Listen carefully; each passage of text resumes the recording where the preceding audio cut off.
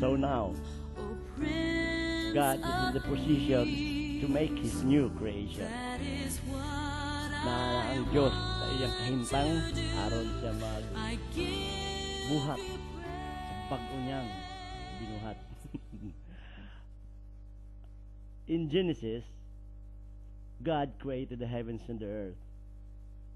In this new creation, Jesus Christ was saying, "In my Father's house there are many rooms.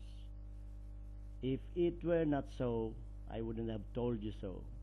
I am going there to prepare a place for you." So, God has a procedure to prepare an abode for His creation. Ang Diyos sa karaang umpisa sa Biblia, giandam niya na ay puy-anan ang iyang mga binuhat. Gihimo niya ang langit ug ang yuta.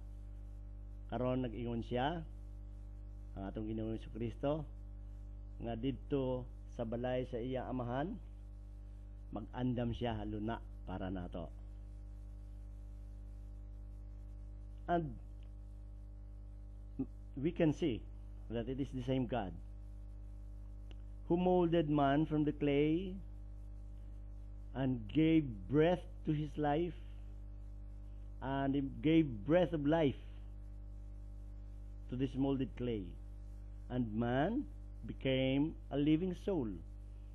Sa sinugdanan, sa karaang binuhat, giumol sa Dios ang tao gikan sa lapok, iya anigi tayhupan sa iyang ginhawa, og ang tao nahimong buhing kalag nga pwede umulon. Unya ang kalag sa umpisa nagpuyo sa Espiritu sa Dios, apan tungod sa iyang kalaglagan, ang iyang kalag gumikan sa iyang pagkalaglag namuyo na sa lawas nga gumikan sa lapok. So in the beginning, the soul was dwelling with the Spirit of God because that breath was from God.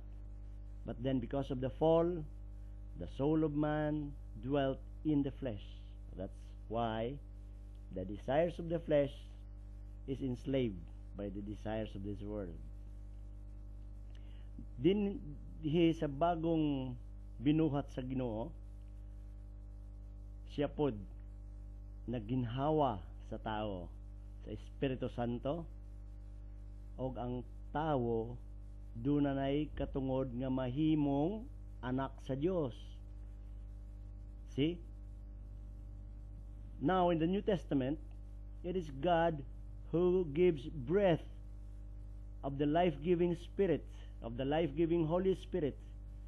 It is still Him who gives breath, and then man becomes ultimately the Son of God. He will have the right to become the Son of God. When the man received the Holy Spirit, he received God's seed within him, and it is up for the man that his soul will dwell in the mind, in the heart, in the will of that Holy Spirit. So sa atong bagong binuhat nga makit-an, Dios pod ang naghatag ginhawa sa tawo sa kalag, aron ang kalag nga nagdawat ni ining ginhawa gumikan sa Dios, dunay katungod nga mahimong anak sa Dios. Mahimong anak sa Dios. Buot ipasabot, proseso. We were so overwhelmed by the idea of being there when the first creation was made by God, and so many theories are invented, the Big Bang, everything. But now we are witnessing the new creation, and God is in a process of making His new creation. And here we can see that it is the same God who gave breath to man that he can become a living soul. It is the same God that gave breath to man that he can become a child of God. Because Jesus Christ is the firstborn among many brothers, and creation is groaning to have the sons of God revealed, it means that we can only be a brother of the Lord Jesus Christ in human nature if we persevere to the end until the changing of the body. So kung kita maglahutay, magsigig puyo sa hunahuna, sa kasing-kasing sa Dios, moabot ang adlaw nga iyang usbon ang atong lawas aron kita mahimog na pareho sa atong Ginoong Hesukristo.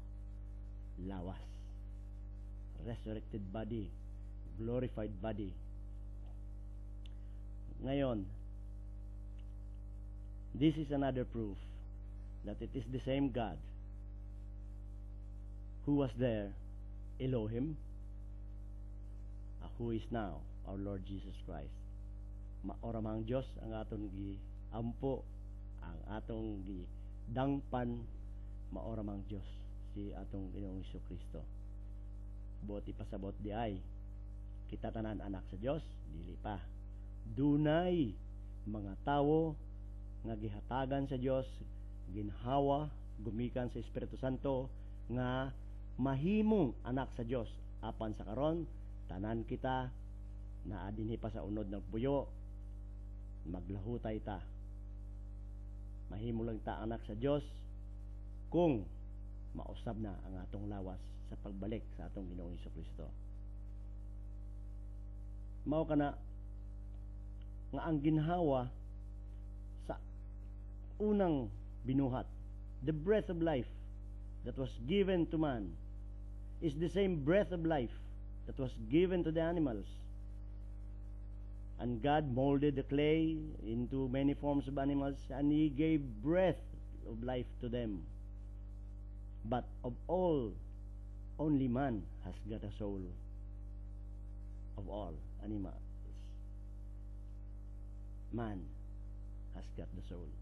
Sa tanang gitagaan kinabuhi sa Ginoo, ang tao lang ang dunay kalag. Tinuod ang tanang kinabuhi gikan sa Ginoo, apan nag-ingon ang Biblia, the man who has no understanding is like the beast that perish.